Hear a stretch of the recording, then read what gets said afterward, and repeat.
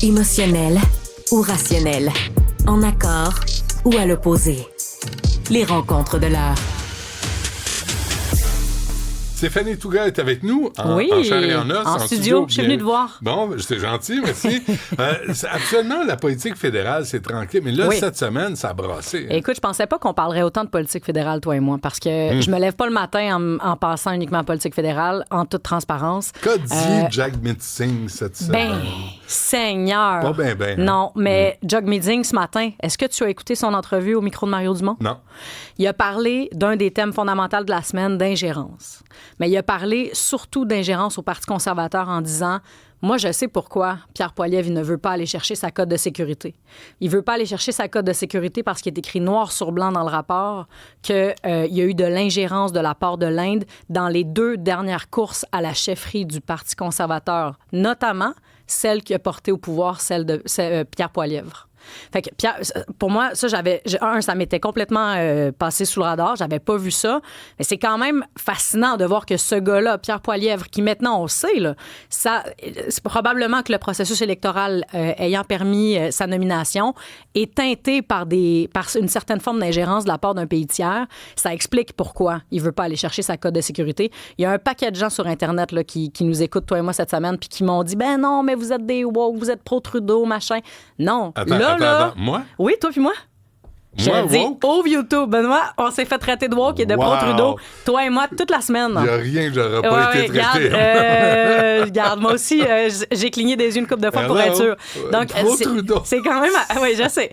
C'est quand même assez hallucinant, donc, de voir que ce gars-là, il va toujours pas chercher sa cote. Ce gars-là, on lui permet de rester à la Chambre des communes et d'être le leader de l'opposition officielle et il va pas chercher sa cote de sécurité. Ce gars-là va être premier ministre du Canada et il va toujours pas chercher son maudite cote de sécurité. Les gens, vraiment. Mais j'espère que oui. Non, oui, mais... c'est pour ça qu'on en parle, en fait, parce que l'Inde, là, il s'ingère dans le processus démocratique, mais là, ce qu'on voit, c'est qu'il y a des... tuer du monde c'est au Canada. Ça. Il y a des allégations de crimes graves au Canada, en sol canadien, des homicides, de l'extorsion, toutes sortes d'autres actes criminels.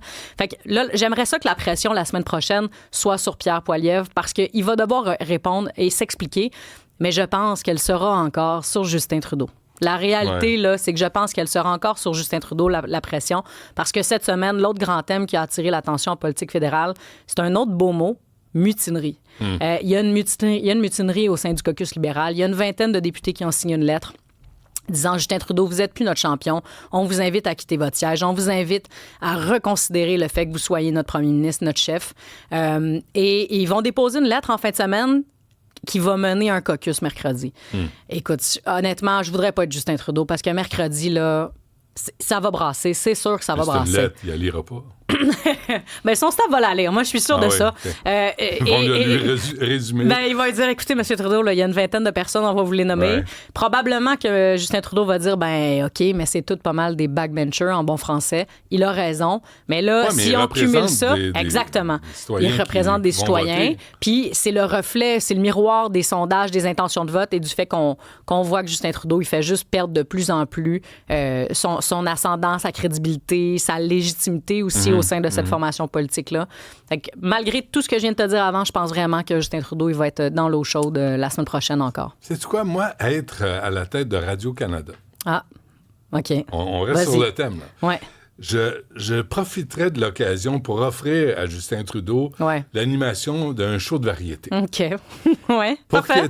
Il va peut-être tu pourrais y écrire dans la lettre. Tu pourrais y soumettre dans une lettre, toi aussi. C'est un peu tendance des lettres. Là. Je suis là pour aider. Là. Oui, moi, je suis pas là pour être méchant. Sais, mais non. Mais tu sais, avec toutes les majorettes... Il n'y a personne qui présume de ta mauvaise foi, jamais. Merci, mais jamais. Non. Mais les majorettes là, qui animent à Radio-Canada, que ce soit à la télé ou à la radio, ils vont toujours l'encadrer, ils vont toujours l'amener à se sentir bien. Alors moi, je veux le bien pour M. Trudeau. Il a consacré 9 ans de sa vie au gouvernement. Il y en a assez fait, je trouve. OK, parfait. Ben écoute, c'est ça, je t'invite à y écrire une lettre. Peut-être qu'il y aura des signataires avec toi qui vont appuyer ta démarche, qui sait. Mais ça se peut que M. Trudeau se trouve une nouvelle carrière plus tôt que tard. Moi, il est temps, là. Il a doublé la dette. Là. C'est beau. Moi, juste ça, là, je pense à nos enfants. qui vont ramasser ils vont ramasser ça à l'appel. C'est sûr que là, la situation économique est imputable pour lui. Je vois pas comment il va pouvoir se relancer en élection avec ce bilan financier-là. Moi, je pense que dans les prochaines semaines, ce qui pourrait se passer, qui pourrait lui permettre de sauver un tant soit peu les meubles, c'est qu'il proroge le Parlement. Donc, ça, c'est quelque chose qui lui est loisible, là, Justin Trudeau, qui disent essentiellement, on ferme la shop, on ferme la Chambre des communes. La session parlementaire ne se tient plus et on se reparle, disons, en février, au retour des fêtes, avec un discours du trône et que là, les oppositions officielles disent, nous, ça passe plus, on part en élection, vote de non-confiance. J'ai un peu l'impression que c'est à la limite le meilleur scénario pour lui parce que sinon, je pense qu'il se rend pas. Il se rend pas. Quand je vais simplifier le message, si M. Trudeau veut sauver les meubles, qu'il déménage. Bon, ben, voilà.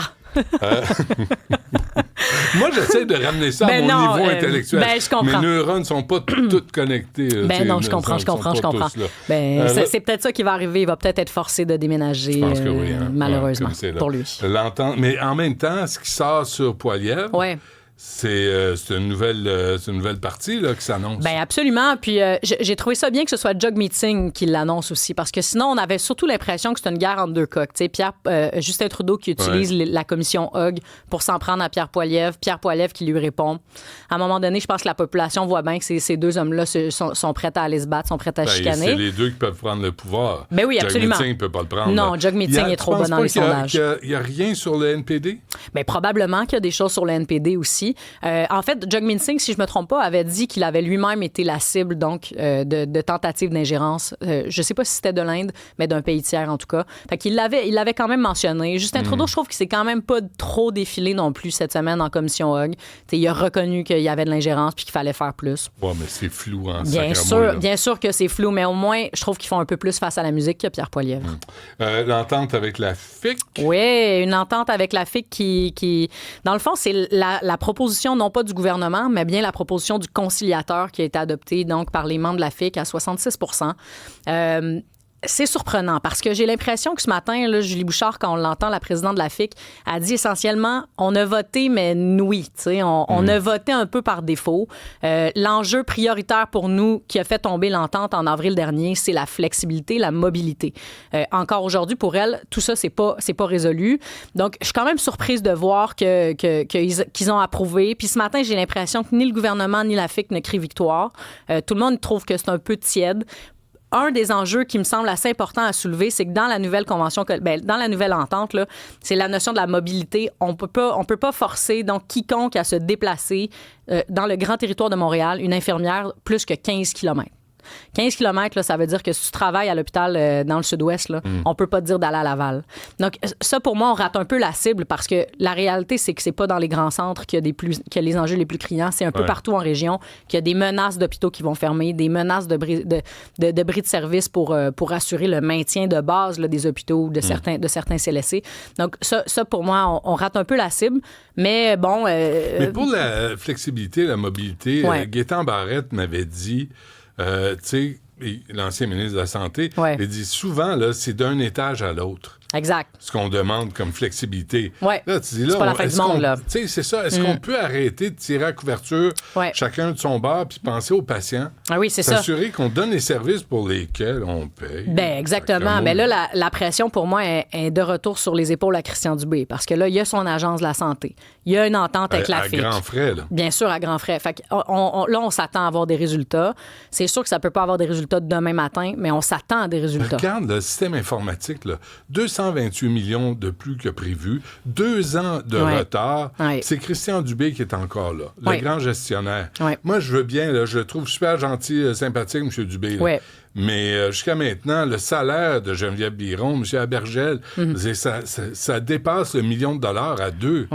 Oui, absolument. Sacrément. C'est ces deux-là qui vont traiter les gens à l'urgence? Non, évidemment pas. Mais ce qu'on espère, là, c'est que ça se règle. Parce que là, à un moment donné, tu as une entente avec tes principaux syndicats ou tes principaux représentants d'autres professionnels. Tu as ton agence. Let's go, il faut que ça se règle. As-tu une voiture? Oui, j'ai une voiture. L'as-tu louée? Non. Non? Parce que Mme Biron, elle loue sa Mazda 2300$ par mois. Oh, ça va. Sacramouille, c'est de l'argent. 2300 $. C'est rare dans ma vie que je perds mes mots, mais ça, c'est pas pire. Là. Pas pire, hein? Ouais, c'est pas pire pantoute. Là, tu dis, il me semble qu'on pourrait faire un effort. Je suis en même place. C'est OK. Stéphanie, merci. Tu reviens-tu lundi? Ben, j'espère. Ben, moi aussi. Ben, bon week-end. Salut. Salut.